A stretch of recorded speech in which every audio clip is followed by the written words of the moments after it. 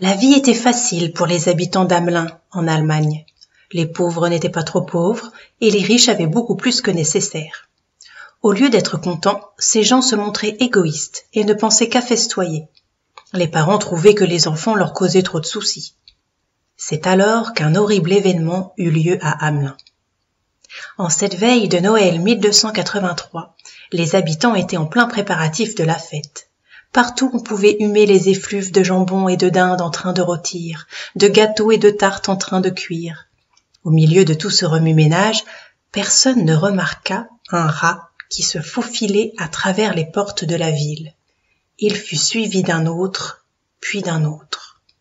Au bout de 5 minutes, il y avait une centaine de rats. Au bout d'une heure, ils étaient plus d'1 millier.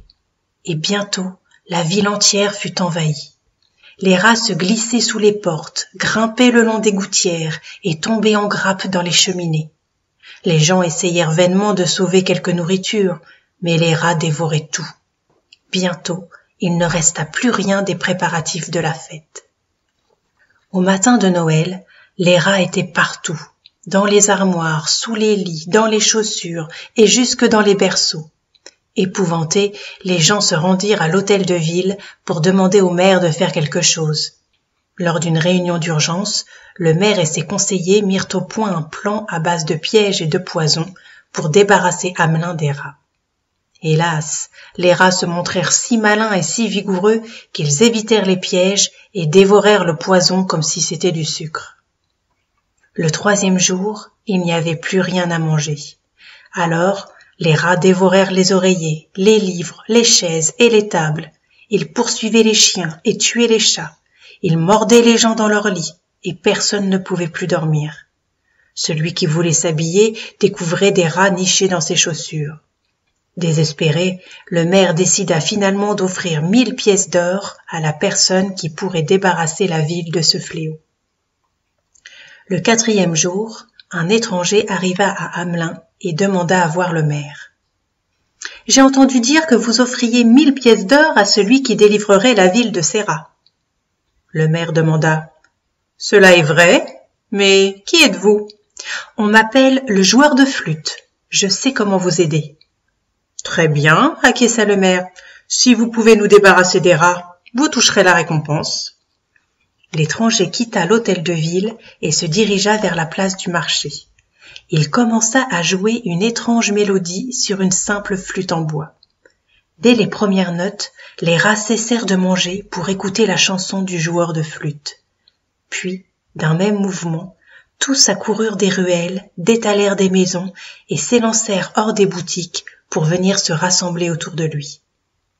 Bientôt, la place du marché fut envahie de centaines de milliers de rats.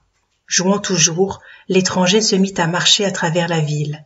Les rats le suivirent et franchirent derrière lui les portes d'Hamelin. Lorsqu'il atteignit les berges de la rivière, le joueur de flûte s'immobilisa sans cesser de jouer de son instrument.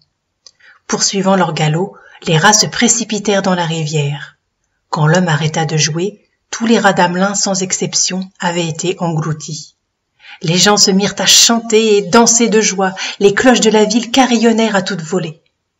Mais tout le monde avait oublié le joueur de flûte, et lorsqu'il réapparut aux portes de la ville, le sourire du maire s'effaça. « J'ai tenu ma promesse, dit l'étranger. Veuillez me donner les 1000 pièces d'or. »« Ah, répondit le maire, vous voulez dire les 50 pièces d'or. Tenez, les voici. »« Nous étions d'accord pour 1000, pas pour 50, répondit le joueur de flûte. Ne manquez pas à votre promesse. »« Vous croyez que nous allons vous donner 1000 pièces d'or pour avoir joué un petit air de rien du tout sur votre flûte? Cela ne vous a guère demandé de travail.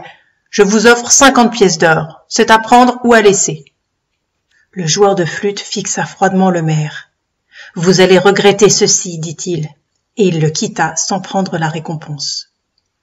Les semaines passèrent et la vie reprit à Hamelin, comme avant. La ruse du maire avait fait économiser 1000 pièces d'or à la ville, et c'est le seul souvenir que les gens gardaient du joueur de flûte. Mais un matin, les habitants entendirent les doux accents d'une flûte, et ils comprirent que l'étranger était de retour. Comme il jouait son étrange et merveilleuse mélodie, tous les enfants d'Hamelin se rassemblèrent autour de lui en chantant, riant et dansant. Leurs parents tentèrent de les retenir, mais ils étaient sous le charme de la musique du joueur de flûte. Sans la moindre crainte, les enfants suivirent l'étranger. En procession, ils franchirent le pont sur la rivière et disparurent derrière les montagnes. Ni le joueur de flûte, ni les enfants ne réapparurent jamais à Hamelin. Mais depuis ce jour-là, lorsque le vent souffle de derrière les montagnes, on peut entendre des rires d'enfants heureux.